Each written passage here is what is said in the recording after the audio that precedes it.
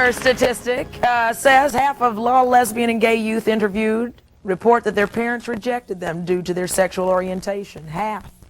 So you're not by yourself, Brent. You're not by yourself. I guess that's why the gay community has formed a community, because maybe there isn't that family background. Brent, you were adamant about coming on this show. We read your letter and we could feel the pain and the urgency for you to be here. Why? Tell your mom why it was so important that you have this as a platform. Mom, the reason why I did this, because you haven't taken me seriously over the last few years. You say time after time, you go vice versa with your word, but then you go off and call me, excuse me, explicit names. You call me, words that are negative towards being gay. And then you go and tell everybody else when you promised me that you wouldn't. You said that that would be a pact for you and me. I don't see how you can stand. I don't know anymore, Rolonda. I mean, I don't know how to get through to her. She won't listen to me. I mean, she puts everybody before me. I'm not convinced that she truly loves me the way that she used to. May I respond, Brent? Absolutely. It is hard. I unconditionally love him, but it's a hard acceptance for my son to sit here and say I put everyone before him. I have a family of 5 children, which means the younger siblings require more attention because of their age. Some of the experiences that we used to share in private time and recreational time, we used to have, but we're dealing with an issue that Brent still needs a place to live.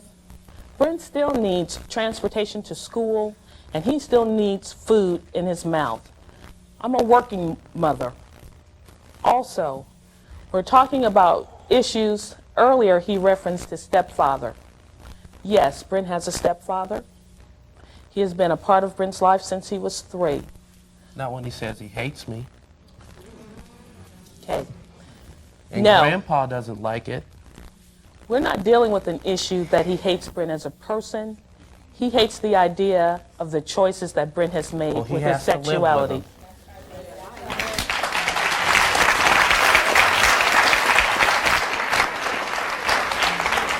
I hear Brent saying an awful lot about feeling isolated, particularly from his family, the people he wants to love him, and the people that he loves, which is dealing with love in a whole different way. When you have a family that loves you as much as I'm sure you have loved Brent, it's hard for him, I bet, to understand how you couldn't accept how he loves someone else. Well, when you reference how he loves someone else, I don't know that he loves or is in love with someone in reference to a mate. This is Linda Vito. Linda's about to jump out of her chair. I'm going to bring you in early. Linda, you see an awful lot on the Rolonda Show. She's a clinical psychologist.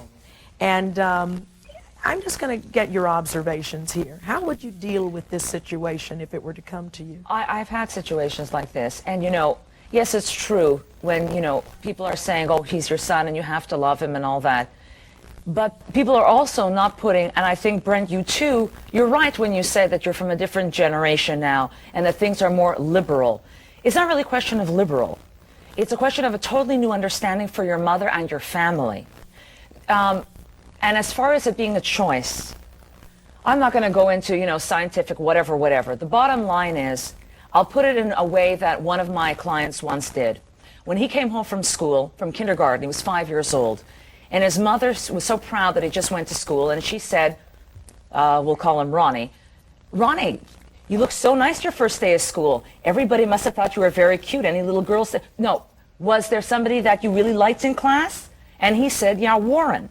He was 5 years old. And the mother said, no, I mean a little girl. And then he said, no. And he said, from 5 years old, he came to me when he was 24 and about to come out.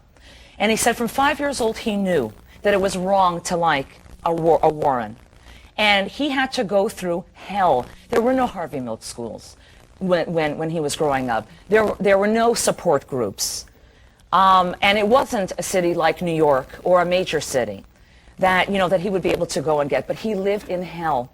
And I'm then also going to tell you about families who came to me minus one son or daughter because they asphyxiated themselves, a choice, in the garage at home by turning on the car and leaving a note. It's not a choice. As my client said, I wouldn't choose to be hated by a lot of people in society. I wouldn't choose not to want my family's love. It's not a choice. And it's hard for both of you.